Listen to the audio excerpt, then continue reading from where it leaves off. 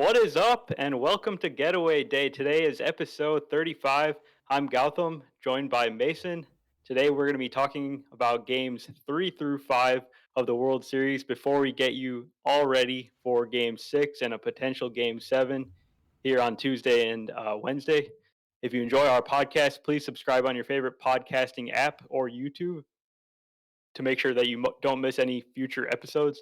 Please let us know your thoughts in the comments or leave us a review on Apple Podcasts.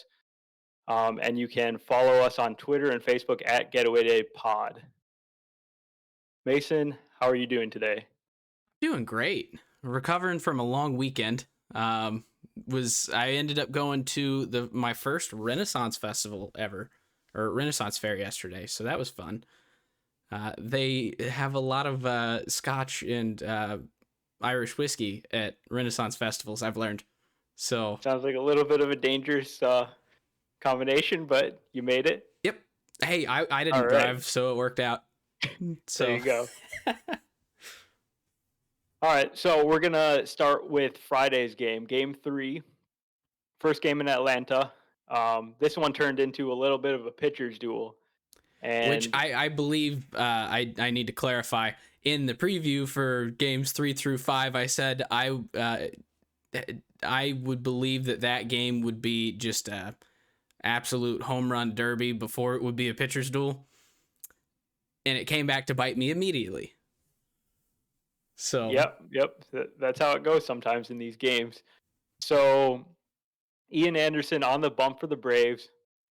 He's pitching pretty well through the first couple innings. A little bit of traffic on the base paths, and he ends up having 5 no-hit innings, even though he has 4 walks in the game. And I was watching this entire game not with full attention, but I'll be honest, I didn't realize it was a no-hitter because of the number of walks he had at that point. After the 5th inning, Brian Snitker had a big call that he had to make, and that was whether he would leave him in for another inning or pull him, and he ends up pulling him from this game. What are your thoughts on that decision that he made? Yeah, so with that particular decision, it was a little weird because he was at how many pitches was he at? I think 76 pitches. Yeah, so like he hadn't thrown that many pitches. He still had a no-hitter. It was only the 5th inning. He seemed to be doing really well against the lineup there, other than the control issues there. But I kind of think Snit made the right move. I'm not sure. I have zero analytics to back it up, but I just have a hunch that the third time through the order may not have worked out in their favor. And so he's just going to the guys that he is confident can get them inning by inning to the end of the game and maintain that 2-run lead. Because that game we had discussed last Thursday, I think. We discussed that was a must-win game because with the bullpen games on games 4 and 5, it was looking pretty rough for the Braves, so they had to win game 3. So I'm 100% with Snit pulling Anderson after 5. So. Yeah, and ultimately, there was absolutely zero chance that Anderson was going to finish that game with the no-hitter or get anywhere close to 9 innings. So yeah. At the end of the day, Snit's job is to get the Braves wins, not go for a no-hitter. That would be cool, obviously, if there was a no-hitter in the World Series, but Snitker's not there to make the game more aesthetically pleasing or anything. He's only paid to he's get paid the wins. To infuriate us. Yes. That's what his job is. Make the moves that fans don't want you to make in order to give them the merchandise at the end of the season that says champions. Yeah, for sure. And Snitker said himself after the game, this was not like this was not like an analytics call. This was my gut call. I had a feeling that this was the right time, and he made the move. So It ended up working out for the Braves because they went straight to their 4 bullpen guys that they've been using all postseason long, starting with AJ Minter, then to Luke Jackson. Those 2 guys pitched two more no-hit innings. So the no-hitter still lived into the 8th when Tyler Matzek came in. He ended up giving up a little bloop single That that Eddie Rosario Rosario should have probably could caught. have caught. He Yeah. should have caught that. Like, I went back and watched it twice more just to make sure that I wasn't seeing something wrong. He should have caught that ball. Yeah, he kind of held up. He didn't want to collide with the shortstop Swanson, but I think a better outfielder probably makes that catch. But we'll get back to I Rosario's think defense a little bit Alvarez later might on. have made that catch. Granted, I know he's for the other team, but we were talking offline the other day about his defense, and like, I think he could have made that catch.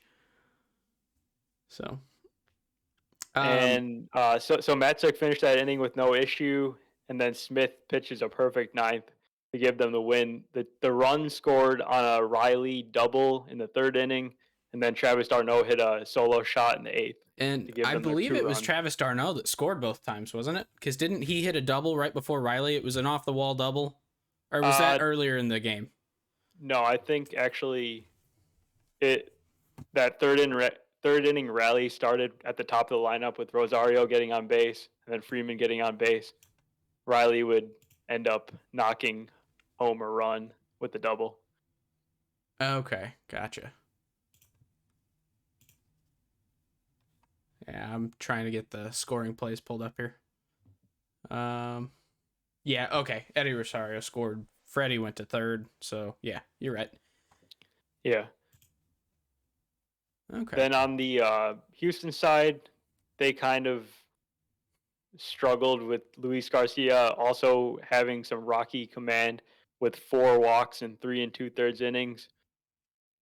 He kind of limited the damage, though. He only gave up the 1 run, and then the bullpen actually did a really good job keeping this game close the whole way through until the 8th inning when Graveman gave up the home run to d'Arnaud.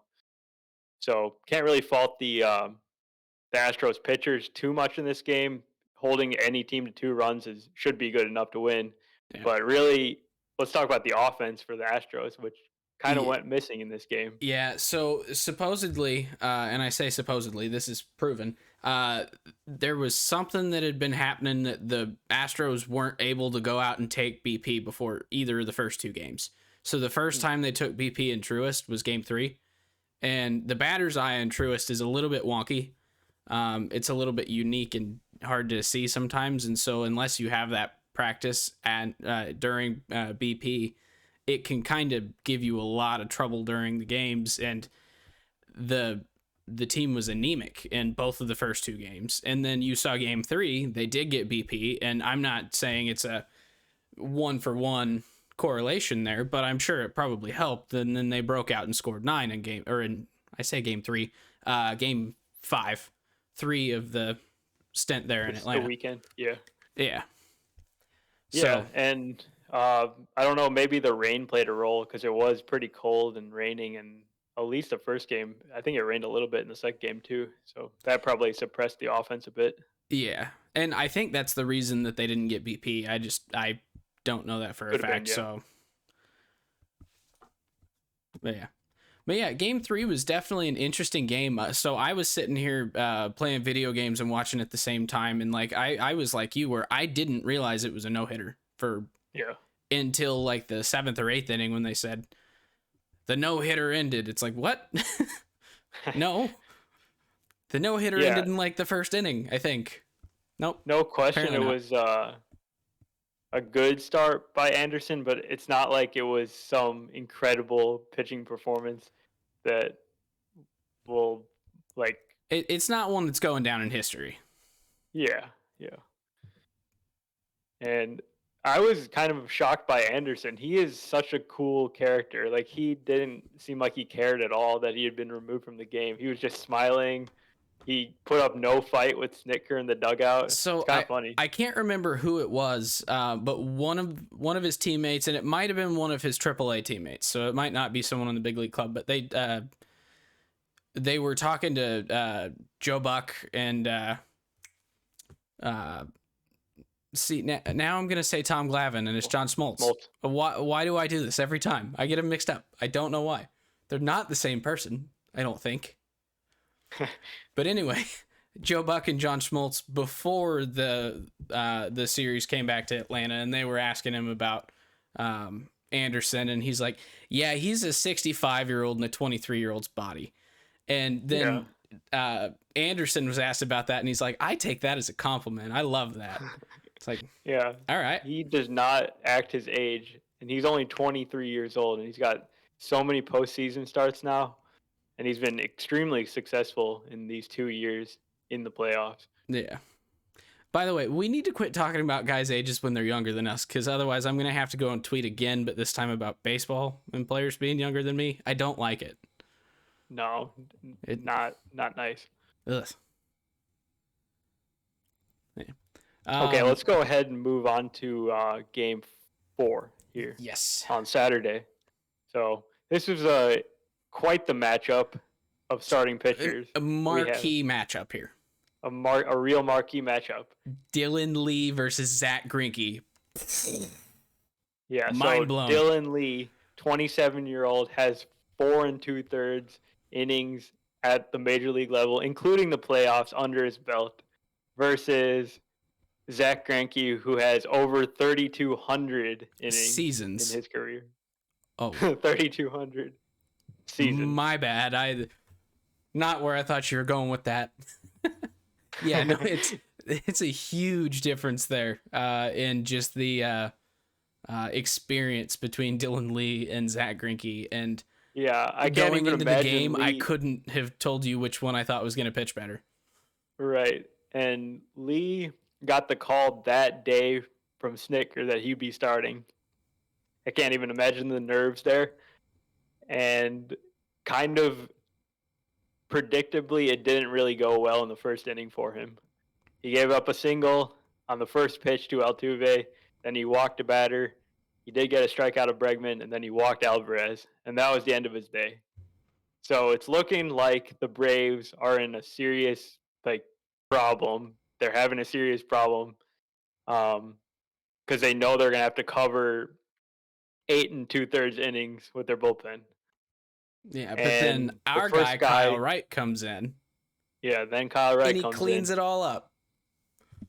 Yeah, so he comes into that inning, gives up a really slow bouncing ball to the left side of the infield by Correa that scores 1 run, but then he strikes out Tucker. So he gets out of that inning only allowing 1 run, and that ended up being huge because Wright would end up staying in that game for 4 2/3 innings, and he only gave up 1 other run on a home run by Altuve in the 4th inning.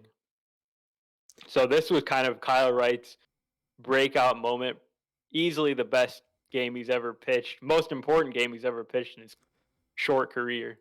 Yeah, and he did what Snit needed him to do and basically took that game on his back and just got the Braves through it without having to waste their bullpen, because they knew full well that the next day was looking like it was going to have to be another bullpen day too. So that was huge of Kyle Wright to go 4 2/3. I honestly thought that he was going to get the start to begin with, so I was a little surprised that he didn't and ended up coming in relief. But yeah, so the opener strategy kind of worked exactly how it was supposed to, except Lee was supposed to get the outs in the first inning, then Wright would have come in, but Wright made it okay. And I noticed that he has a 6.56 career ERA over 4 seasons. So he's not a guy that has honestly pitched well at all on the major league level. And he was a top 5 pick in the draft in 2017. And the thing is, he's only 25, so he's got plenty of time to turn it around. So we'll see how Wright does next year. It'll be interesting to see if he gets a shot to start full time. He shows that he has the talent to do it. Yeah, I know. because he had been up and down. Well, really not even up and down. He was up and then down for the whole season this year after June. So, but yeah, I'm interested to see what they do next year. Because is Charlie Morton still under contract for next year or no? Yeah, they signed him for one more year. Okay, so they'll get Soroka back. Fried is back, obviously. Anderson is back. Morton is back. So you really only have one spot left. And I know they do have a couple guys that they're going to probably try and fill that role with. And Tucker Davidson and Kyle Wright and some of these other guys that have all been like at AAA, had made a couple of splash appearances here and there, but hadn't stuck with the roster. So I think that it's going to be a competition there for the fifth role. So we'll see if he can. That's the makings of a pretty good rotation, though, I think. Yeah. Well, yeah, especially with just Morton, Soroka, and Fried. You don't even need two other guys. Right. So, getting back to this game, so the Astros have a 2-0 lead, looking pretty good. Sixth inning comes, and the Braves string together a few base runners. Rosario hits a double. Freeman gets on base. And then Riley, so same kind of formula as the game before, where Riley knocks in a pretty big run to make the game a 2-1 game. In the seventh inning, Christian Javier comes in to pitch for the Astros, strikes out Duvall, and then he gives up a huge home run to Dansby Swanson to the opposite field. So that park going absolutely bananas. And then the next batter is Jorge Soler, who pinch hit. And he hits a laser, very low line drive to left field. Alvarez is playing out there, and he tries to snatch it, and he's just a little bit too late and kind of misses it. And it goes out to give the Braves a 3-2 lead. Yeah, that ball was hit so hard. I was watching it and I thought there's no way that this is going over the wall. And then it did, and it's like it scraped the top of the wall. That's how low it was, but he hit it probably 400 mile an hour off the bat, I think. Yeah, and that whole play just happened so fast, and then all of a sudden you see Alvarez hanging on the wall, Eloy style. Like, that was not great. Yeah. I was kind of worried that he really hurt himself there, but at least he didn't fall off the wall, Marcelo Ozuna style. Oh my God, yeah. You forgot about that, didn't you? Yeah, I did. You're welcome. And then from there, it was just Braves bullpen once again. They've been a huge story in this World Series. Chris Martin, Tyler Matzek, Luke Jackson, and Will Smith covered 4 innings in this game, only giving up 2 hits and 0 runs.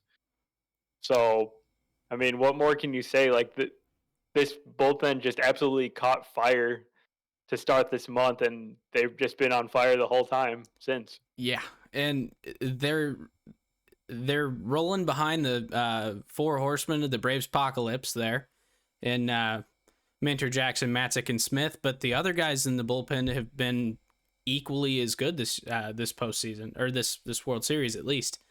And that's not something that we would have been talking about or guessed coming into the postseason at all.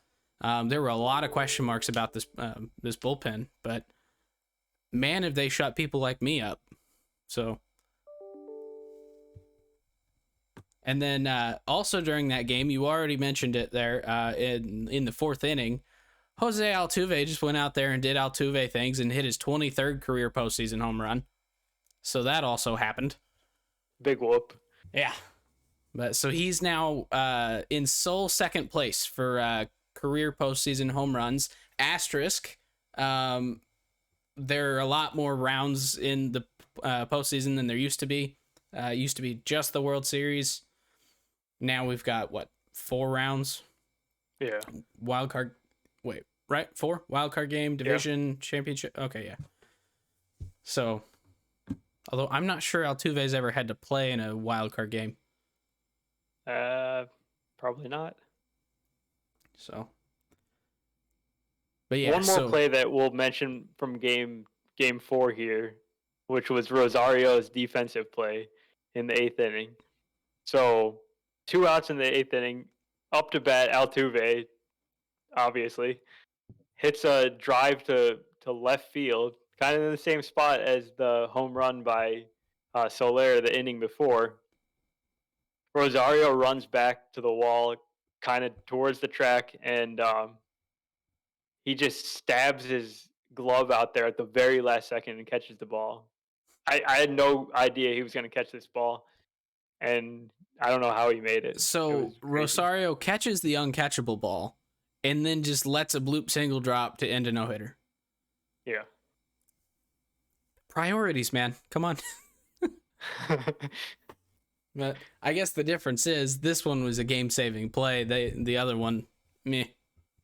Yeah. They were still going to win. So, Yep. So Braves take game 3. Braves take game 4. They're 1 game away from winning the World Series. And then happens Sunday night, game 5. So Dusty made a little change to the lineup. He dropped Bregman down from 3rd to 7th. He moved Gurriel up to 5th. So was this what? the day after he got hit by pitch in the ankle? Who, Bregman? Yeah. Because he took a hit by pitch to the ankle, but I don't remember which game that was. But it definitely wasn't because of that. It was performance-based. He had 1 hit in the World Series before game 5. Well, it's because they're not allowed to have trash cans. Yeah, easily. No, I think you're right, though. Bregman has been dealing with a lot of injuries this year, so he really hasn't been himself or the guy that he was in 2019 when he was second in the MVP voting. Yeah. But regardless, the Astros did not get off to a good start, and Framber Valdez was getting rocked again, just like he did in game 1. So that's kind of a storyline that's kind of gotten under the radar, but he has not helped the Astros very much in the series at all. He gives up a grand slam right there in the first inning to Adam Duvall. So they're already in the hole 4-0. And it's kind of looking like this in this a is winner going to be go it. home game. Yeah. Yeah. But that's hard to come back from a 4-run deficit, like 5 batters into the game. Yeah. In an elimination game. That would be so deflating. I know. But the Astros don't quit. And they did not quit in this game at all because they ended up scoring 2 runs in the second and 2 in the third. The starting pitcher for the Braves in this game was Tucker Davidson, who is kind of similar to Wright in that he hasn't pitched that much at the big league level this year at all. Missed a lot of time with an injury. He doesn't pitch too well in the second inning, but he kind of gets through. Where I thought Snicker made an error in this game was bringing Davidson out for the third inning to face the top of the lineup for the second time in the game. This felt like, to me, the spot where they should have been super aggressive with their pitching changes because they know they have a 2-game lead. Just go for the jugular. You know, it doesn't matter if you can get extra outs from your starting pitcher in this game if you win it, right? yeah. And that's something that I was just thinking about a lot yesterday is like, it was a game that I think they went into it thinking if we win this particular game in a bullpen game, I would be amazed. So they kind of went into it almost thinking that they were going to lose. Is kind of what it seemed like to me. Right away when they had the 4-0 lead, right? It should have. But I think that the game planning there and the way they scripted the game, they were setting it up to be able to close it out tomorrow behind Fried when they were more confident that they would be able to, which I think was the wrong move because let's see, who was this, the Grinky game? No, the Grinky game was game no, this was who started this game? This is the Framber game. Oh shoot, yeah. It says it right there. I remember now. But yeah, like, so it was the Framber game yesterday, and Framber is the better pitcher out of Tucker Davidson and Framber, but Framber was struggling. But tomorrow, now you're going to have Luis Garcia, and then the day after that, probably Urquidy. So that was your chance to go for the jugular and get that win, even though Fried is the more reliable pitcher over Tucker Davidson. But you have to look at the matchup too, because Garcia you gotta stay better. I mean, I feel like Snicker did such a good job of this earlier in the series and pretty much through the playoffs, where he's been really focused on winning the games that he should win. Whenever they have the lead, they go to their top relievers right away. The four horsemen of the Brave Apocalypse. When they you should start calling them that with me. The four horsemen of the Braves Apocalypse. That's pretty wordy, but maybe I'll work it in there. All right. Just try it out. It feels great. In the first game of the series where they had a 5-1 lead, he goes to Minter there right after Morton got hurt in the third inning. So he had no problem doing it then. Why couldn't he have done something like that in this game? Why did he have to stick with Davidson so long?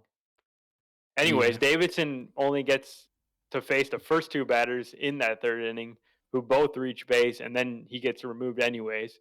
Jesse Chavez comes in, and he gives up both those runners, the inherited runners, to score, which ties the game. Freddie Freeman gave the Braves a temporary lead again in this game when he hit a home run off Framber before Framber got pulled from the game, which was the longest Statcast home run in World Series at 460 feet. Wow! So, yeah. Then the fifth inning happens, and AJ Minter's pitching. He gives up a single to Correa. Alvarez strikes out. Gurriel singles. Tucker grounds out. Then there was another key moment in the game, which I'm not sure I agree with. He intentionally walks Bregman. Normally, you'd think that's okay because you've got Maldonado coming up, and obviously Maldonado's not as great a hitter as Bregman. But when you consider how Bregman's been playing in the series, plus the fact that now the pitcher has to be extremely precise with his pitches, it ended up costing them because Maldonado just sat up there, didn't really swing his bat, and drew a walk in 5 pitches that ended up tying the game. The next batter was Marwin, who came off the bench to hit a two-run scoring single that blooped into left field that gave the Astros a 7-5 lead that they would not give up. So they blew their chance here in this game. Yep. But they've still got 2 more chances. So odds are that they could take one of them, but I don't know. I was odds so are out impressed. The window now, right? Well, yeah. It's October baseball. Anything can happen. Anything has happened. I mean, the Braves made it to Game 5 of the World Series and are going to Game 6. Day 1 of the postseason, I'm pretty certain that I said that would not happen, and it happened. So now, who knows? But yeah, it'll be interesting to see what happens from here, because I know that. Oh shoot! I just completely lost my train of thought. I had a full-on coherent thought that I was planning to say. Hate when that happens. Oh, I remember what I was going to say. So, I had already mentioned that we said that this first game in Atlanta was an absolute must-win for the Braves. And then I was kind of expecting the Braves to probably lose the next 2. They put themselves in such a great position by managing to win that second game as well. So they're in a great position right now. I still think they have a really good shot to win this, but something tells me that if they don't win Game 6, the trophy's probably going to Houston. And I don't know why I think that. I have no basis for that other than gut feel. That just a Game 7 just really feels like an Astros thing. So I And do, however, I think that kind the of feel Braves that way will. now after they lost this game because it felt like they were gonna get this game and then they did not. So that just kind of opens the door up for the Astros to creep back in, and all their infielders had a great game in this game. It was their 72nd game together, the whole infield in the playoffs, which is now a record for any four players on a team. Dang. And it's Dusty Baker's like 70th year managing in the playoffs. Yep, So and I think second time in the 11th. World Series. I think it's his I 11th don't know. playoff appearance, but No. yeah, second time in the World Series, first time since 2002. God, now I'm kind of talking myself into wanting the Astros to just win it. Shoot. I'm so torn because I really don't care who wins. So it's like Yeah. I want both of them to win for a whole bunch of different reasons. But I guess game 6, what do you... We'll start transitioning into the what's going to happen and what we think is going to happen. So game 6, how do you see that going? So it's Fried versus Garcia. So I guess it would be the remaining aces when you factor in injuries. Yeah, Garcia is going to be interesting to see what he can give because he is coming off the game 2 start. So only 3 days rest. So no idea how he's going to respond to that because I assume this will be the first time he's ever pitched on 3 days rest before. For some reason, I counted it at 4, but Oh, maybe you're right. Maybe it's 4. Yeah. yeah. I'm also yeah. bad at math, so could be 3. Counting's tough. 1, 4, 10 The 4 horsemen of the what? of the Braves apocalypse. Of the Braves apocalypse. Yeah. Yeah, I can't even say that. yeah. Yeah, I think that Fried needs to have a good start because he didn't have a good start the first time he pitched. So, yeah, because that was the one game before Game 5 where the Astros were able to do their normal Astros stuff. So I'm wondering what the adjustment is going to be for Fried versus this lineup a second time, and whether the Astros can do what they did the first time. Because usually when a pitcher faces off the same team like 2 times in a week, one goes much better than the other. So I Yeah. would think that Fried's going to pitch better in this game. Yeah. I think that the one thing we could definitely both agree on here is that if the Braves get the lead early, in even the 4th inning, they need to not be afraid to pull Fried. Because I realized that I was a little bit hypercritical of Blake Snell being pulled last year. And I'm basically saying, do that now. But it's like, you have to. The Braves can very well win this series. It's within realm of possibility for their talent, for just literally statistics, all that good stuff. This Braves team is really good. Snicker has been a really good manager, especially so far this postseason, but we can't see another repeat of yesterday because they had that in the bag so early and then they blew it. So I don't know. It'll be interesting. I still think that I'm gonna take the Braves to win tomorrow, and close out the series, and then just know that if they don't, then I'm choosing the Astros to win in 7. Okay, So sounds good.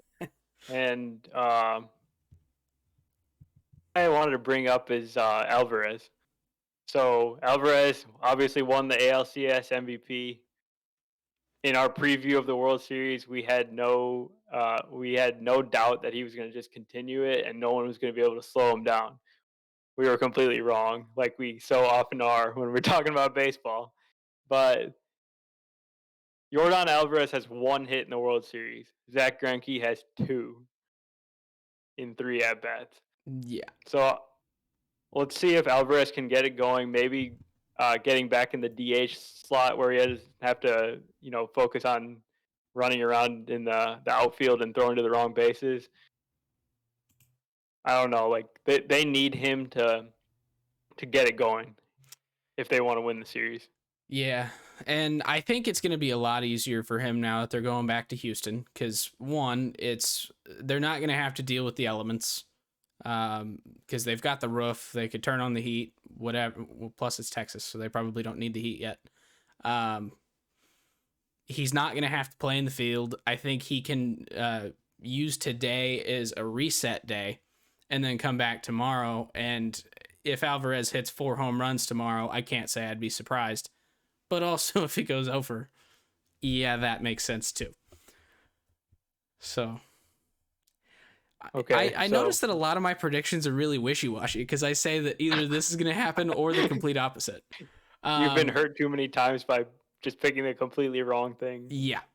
So I'm going to go on the record right now while we're saying that everything I say ends up being the opposite. The Cardinals are going to be the worst team in the NL Central next year. Yeah. That's your one correct call. Oh, crap. Yeah, okay, maybe I'll make a pick too then. I think I'll say the Braves are going to win in 7. You think it goes to 7 and the Braves still managed to pull it out? Yeah. That was actually what I was thinking when the series started, that it would be a 7-game series, and I somehow thought the Braves were going to win. So yeah, so I'm going to stick with it. For me, I just don't like the Anderson or Keedy matchup for the Braves there. I think that Anderson had a good start in Game 3.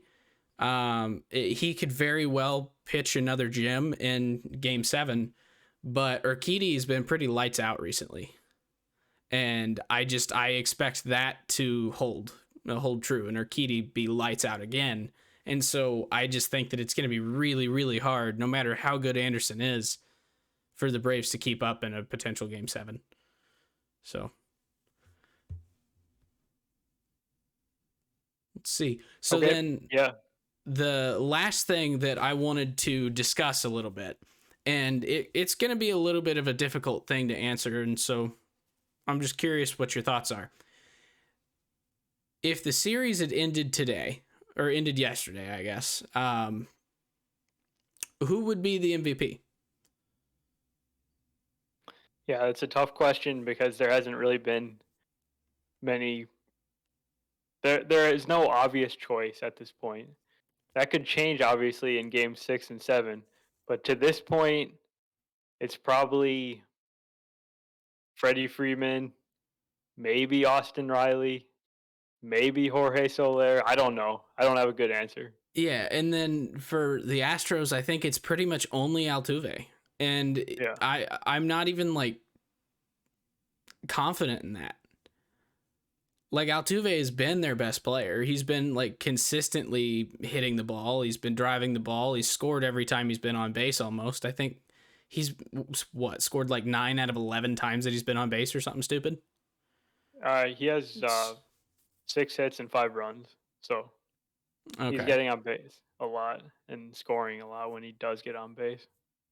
Yeah, and so it's got to be him, but also at the same time, like, I'm thinking about it, and every day it's a different player that essentially wins the game for him. So I think one day it was d'Arnaud. Actually, 2 days I think it was d'Arnaud driving in all the runs for the game. So maybe Travis d'Arnaud is your World Series MVP. Because he's got, 2 timely home runs and then a couple RBI doubles and stuff. So I mean, it was all in 2 games. But I don't know. Without there being like a real standout, and unless someone has a 2011 David Freese-esque game, I don't know. It's kind of a toss-up. So, and I do think that voting has already started for the MVP in Game 5, because I think it's the 6th inning and later in any potential clinching game is when the voting happens. So if you're watching the game tomorrow, 6th inning, go and vote for who you think, because I'm really curious to see who you guys think is the MVP so far. So let us know in the chat on Twitter, Facebook, YouTube comments. Let me know what you think. All right, let's put a bow on this episode here, and we are gonna be back with you the day after the World Series finishes, so either Wednesday or Thursday.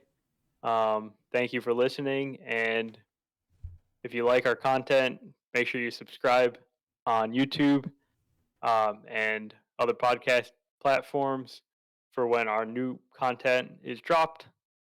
Uh, have a good day. Yep. Have a good day.